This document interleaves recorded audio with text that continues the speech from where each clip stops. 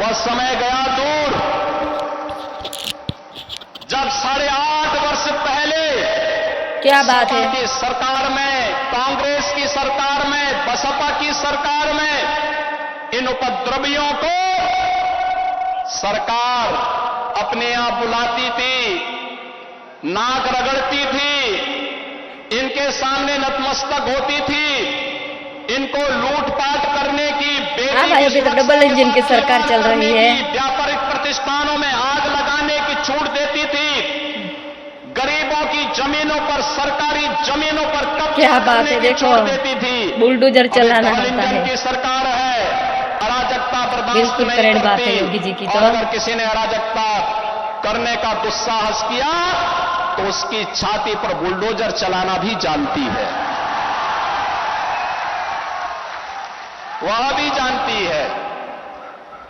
भगवान राम और का इसलिए मंदिर बहनों का भाइयों, विकास की इस योजना के साथ हमें बढ़ना होगा। आपने देखा होगा 500 वर्षों का इंतजार समाप्त करके अयोध्या में भगवान राम का भव्य मंदिर का निर्माण हो गया। लोगों को गलतफहमी थी, बन गया ये मंदिर कैसे राम का। होगा। तब भी हर सनातन धर्मावलंबी एक ही बात कहता है, एक ही कहता था, राम बहुत लला अच्छी हम नगरी आएंगे, हो मंदिर वही अयोध्या। बनाएंगे। बन गया ना मंदिर, रामलला विराजमान हो गए। अयोध्या दुनिया की सबसे सुंदरतम पर्यटन नगरी के रूप में स्थापित हो रही है। और अभी 19 अक्टूबर को दीपोत्सव का भव्य आयोजन इस बार फिर से अयोध्या में होने जा रहा है। उसकी तैयारी के लिए आप भी घर घर में दीपक जलाइए। ये नए भारत का दर्शन कराता है हमें।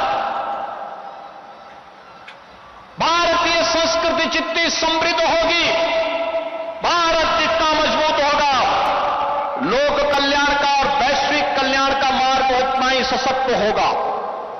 आज प्रधानमंत्री मोदी जी के नेतृत्व में ये नया भारत दुनिया को यही संदेश दे रहा है। लेकिन कुछ लोग हैं जिनको शांति अच्छी नहीं लगती, कल्याण अच्छा नहीं लगता, कल्याण अच्छा नहीं लगता। जब भी कोई हिंदू पर्व और त्योहार आता है, उनको गर्मी आने लगती है, और उनकी गर्मी को शांत करने के लिए हमें डेंटिंग, पेंटिंग का सहारा लेना करेक्ट बात पड़ता है, है। बिल्कुल सही बात है। बहनों और भाइयों, आपने देखा होगा महापुरुष किसी भी परंपरा में हो, उनका सम्मान होना चाहिए। आस्था अंतःकरण का विषय है, प्रदर्शन का विषय नहीं हो सकता।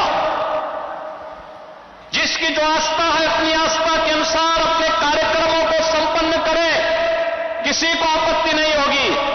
लेकिन आस्था के नाम पर तोड़फोड़ करोगे, आस्था के नाम पर आगजनी करोगे, आस्था के नाम पर राह चलते हुए नागरिकों पर हमला करोगे, बेटियों का जीना हराम करोगे, और व्यापारियों के प्रतिष्ठानों पे आगजनी करोगे, पुलिस पर हमला करोगे, तो छेड़ोगे तो फिर छोड़ेंगे भी नहीं, और एक बार छोड़ेंगे नहीं तो फिर छोड़ोगे भी कभी नहीं।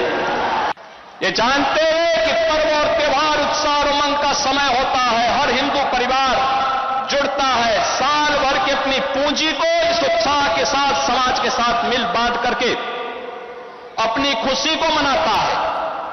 कोई हिंदू, कोई सनातन धर्मावलंबी भेदभाव नहीं करता किसी के साथ, कोई भी उसके साथ मिलकर के पर्व और त्योहार मना सकता है, कोई दिक्कत नहीं। लेकिन पर्व और त्योहारों में व्यवधान, पर्व और त्योहारों के समय माहौल खराब करना, ये स्वीकार्य नहीं। और मैं फिर कहूंगा कि अगर किसी ने सड़कों पर प्रदर्शन करके उपद्रव करने का दुस्साहस किया, और मैं ये भी कहूंगा उनको, उन चेतावनी दे रहा हूं उन लोगों को जो कायरों की तरह, बुज़दिलों की तरह बच्चों और महिलाओं को आगे करने का काम कर रहे हैं। याद रखना, इसकी भारी कीमत चुकानी पड़ेगी उनको, अगर उन्होंने किसी भी पर्व और त्योहार में व्यवधान डालने का काम किया तो। एक और डबल इंजन की सरकार विकास करा रही है। आपने देखा होगा मंच पर भी हमने हर जाति, हर समुदाय के लोग योजनाओं के साथ जोड़ने का काम किया है। कोई भेदभाव नहीं किया, कोई भेदभाव नहीं किया। अनुसूचित जाति के भी थे, पिछड़ी जाति के भी थे, ना ब्राह्मण भी थे। हर एक को सुविधा मिलनी चाहिए, सम्मान मिलना चाहिए, संरक्षण मिलना चाहिए। अगर गरीब है तो सरकार का संसाधन का पूरा लाभ उसको प्राप्त होना चाहिए। और मुस्लिम भी थे, कोई भेदभाव तो नहीं किया। सबका साथ और सबके विकास के साथ सरकार कार्य कर रही है। सड़क बन रही है, श्रावस्ती में एयरपोर्ट बन रहा है। अब याद करिए, इतना बड़ा एयरपोर्ट, आने वाले समय में बड़े बड़े जहाज श्रावस्ती में उतरेंगे तो देश और दुनिया का टूरिस्ट यहां पे आएगा। विकास श्रावस्ती का होगा। लेकिन कुछ लोगों को विकास अच्छा नहीं लगता, कुछ लोगों को विकास अच्छा नहीं लगता। वे लोग तालिबानी व्यवस्था पे विश्वास करते हैं। वे लोग आज भी दारुल इस्लाम में विश्वास करते हैं। आज भी मैं उनसे कहना चाहता हूं कि तालिबानी व्यवस्था और यह दारुल इस्लाम की उनकी मंशा हाँ, नया भारत का उत्तर प्रदेश जन्नत है में भी ये। पूरी नहीं होने वाली है। जहन्नुम में उससे पहले उनको जाना पड़ेगा।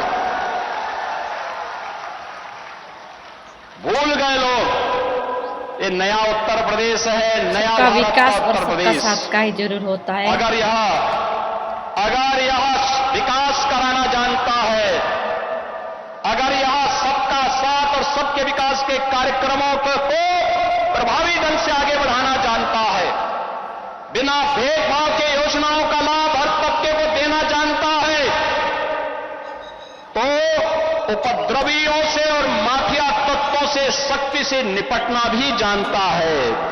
वह समय गया दूर जब 8.5 वर्ष पहले सपा की सरकार में, कांग्रेस की सरकार में, बसपा की सरकार में इन उपद्रवियों को सरकार अपने आप बुलाती थी, नाक रगड़ती थी, इनके सामने नतमस्तक होती थी। इनको लूटपाट करने की, बेटी की सुरक्षा के साथ खिलवाड़ करने की, व्यापारिक प्रतिष्ठानों में आग लगाने की छूट देती थी, गरीबों की जमीनों पर, सरकारी जमीनों पर कब्जा करने की छूट देती थी। अब ये डबल इंजन की सरकार है, अराजकता बर्दाश्त नहीं करती, और अगर किसी ने अराजकता करने का दुस्साहस किया तो उसकी छाती पर बुलडोजर चलाना भी जानती है, वह भी जानती है। और इसीलिए बहनों और भाइयों, विकास की इस योजना के साथ हमें बढ़ना होगा। आपने देखा होगा 500 वर्षों का इंतजार समाप्त करके अयोध्या में भगवान राम का भव्य मंदिर का निर्माण हो गया। सही बात है, लोगों राम को लला आएंगे, गलतफहमी मंदिर बनेगा। लोगों को गलतफहमी थी ये कैसे होगा। तब भी हर सनातन धर्मावलंबी एक ही बात कहता है, एक ही कहता था, राम लला हम आएंगे, मंदिर वहीं बनाएंगे। बन गया ना मंदिर, रामलला विराजमान हो गए। अयोध्या दुनिया की सबसे सुंदरतम पर्यटन नगरी के रूप में स्थापित हो रही है। और अभी 19 अक्टूबर को दीपोत्सव का भव्य आयोजन इस बार फिर से अयोध्या में होने जा रहा है। हेलो दोस्तों, देखिए वीडियो खत्म हो चुका है और आप सबका इस वीडियो के बारे में क्या राय है ये कमेंट सेक्शन में आप बताना। और कल मिलेंगे अगले भाग में, तभी के लिए जय हिंद, जय भारत।